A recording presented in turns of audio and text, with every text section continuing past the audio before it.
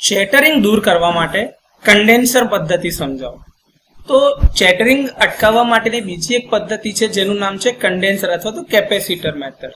આની રચના જે છે એટ્રેક્ટેડ આર્મેચર પ્રકારના રિલે જેવી જ છે. આમાં એક સોફ્ટ આયર્નનો સી આકારનો જે કોર બનાવવામાં આવે છે એ જ રીતે કોર બનાવે છે અને એના ઉપર બે વાઇન્ડિંગ વીંટાળેલી છે. આ પદ્ધતિમાં શેડિંગ રિંગની બદલે આપણે બે કોઇલને એક જ એસી સપ્લાયના સોર્સમાંથી એનર્જાઇઝ કરીએ છીએ અને કોર ઉપર એને વીંટાળવામાં આવે છે.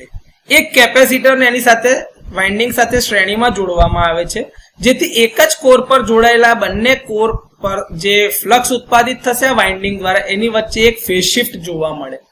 બંને પ્રવાહનું મૂલ્ય કુદરતી રીતે તફાવત ધરાવતું હશે અને વેક્ટર સરવાળાની મદદથી બંનેનો સરવાળો કરીને ચોક્કસ કુલ મૂલ્ય શોધી શકાશે. હવે કોઇલમાંથી વહેતા પ્રવાહને કારણે કોરમાં સેટ થયેલું જે ફ્લક્સ હશે એની અંદરમાં પણ ફેઝ ડિસ્પ્લેસમેન્ટ હોય છે અને એ ફેઝ ડિસ્પ્લેસમેન્ટ એવી રીતે હશે જેથી હંમેશા પરિણામી ફોર્સ જે લાગતું હશે હંમેશા પોઝિટિવ રહેશે. જે સ્પ્રિંગ દ્વારા ઉત્પન્ન થતા અવરોધક બળ અથવા તો જે રિસ્ટ્રેનિંગ ફોર્સ કે જેના કરતા વધારે હશે.